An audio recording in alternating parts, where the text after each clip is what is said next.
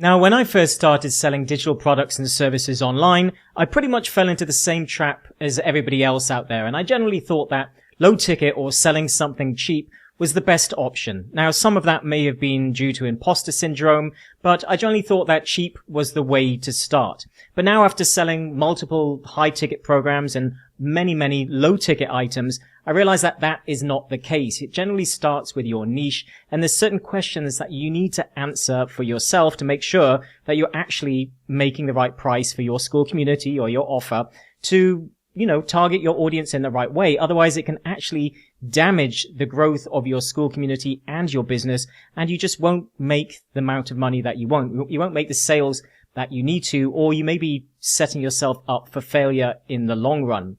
So the things that we need to ask ourselves, and when we're actually looking at what it is that we're doing, is we have to ask ourselves, is there high demand? Is there low demand?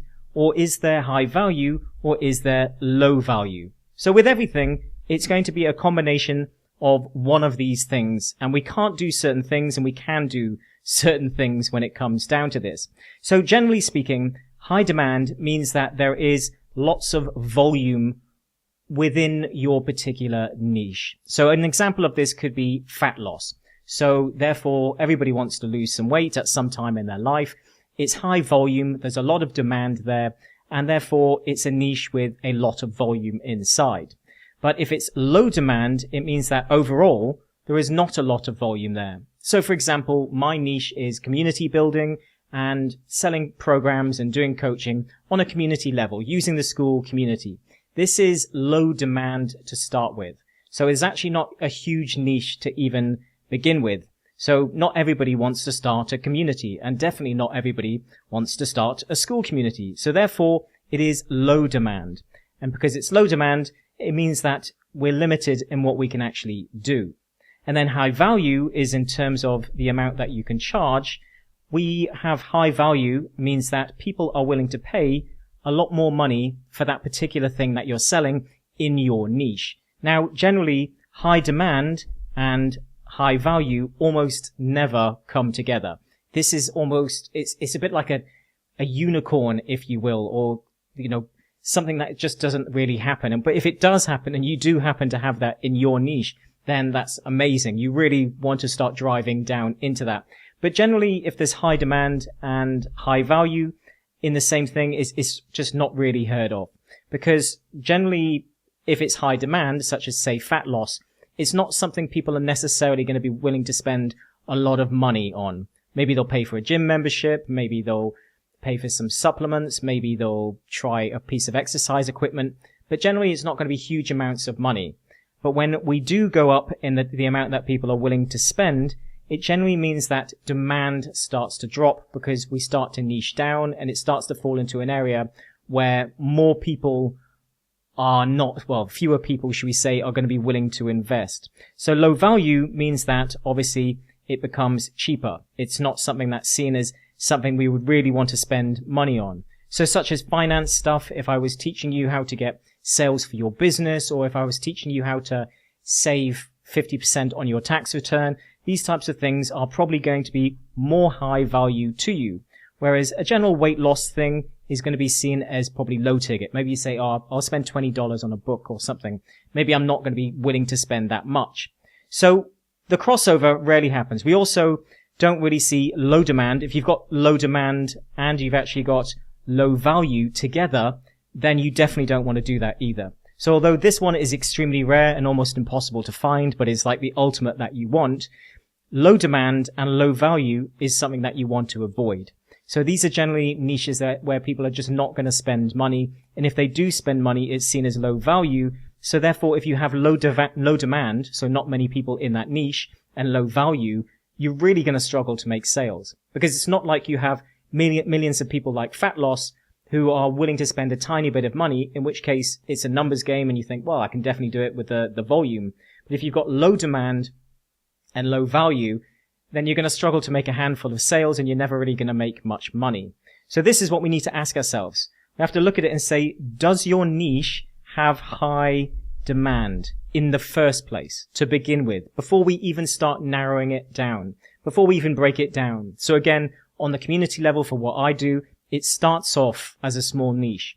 So the more targeted I go with that, the smaller and smaller and smaller it gets. So I'm already starting with a low demand niche. So really there's only one way I can particularly go. I don't have many options to me.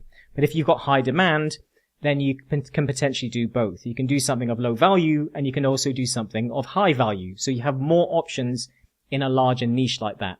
But also when it's on the lower level for low demand and when it's just something, say, general fat loss, then you're going to have a lot more competition. There's going to be a lot more noise. So this is why we end up sort of niching down to try and stand out more, become more specialist and so on. But by doing that, we narrow things down for ourselves.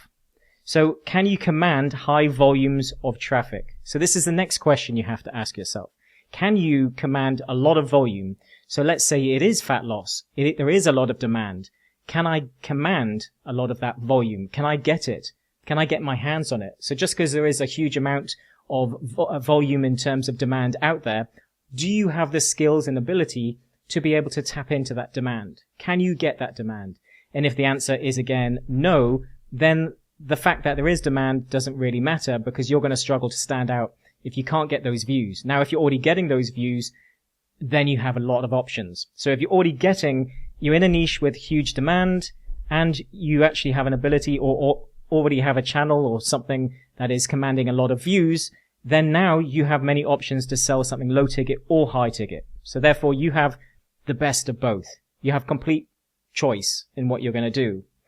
But the next question you have to ask is, if you niche down further, so if you niche down and there was enough demand, there was enough volume, then you have to ask yourself is, if you niche down, is there still going to be enough volume? So that's the next thing. If you niche down, so let's say I decide I'm only going to target women, therefore that probably eliminates nearly 50% of the audience out there. I can say, well, that's still quite a lot of volume. I can still potentially target all of those men. So if I was going to target women or men or whatever, 50%, I can still get those. But if I then say I'm going to do 40 plus, and I'm going to do people that have some type of other issue and another issue and another issue, then I keep eliminating more and more. Then I have to ask myself is that audience here going to be big enough still to justify low ticket?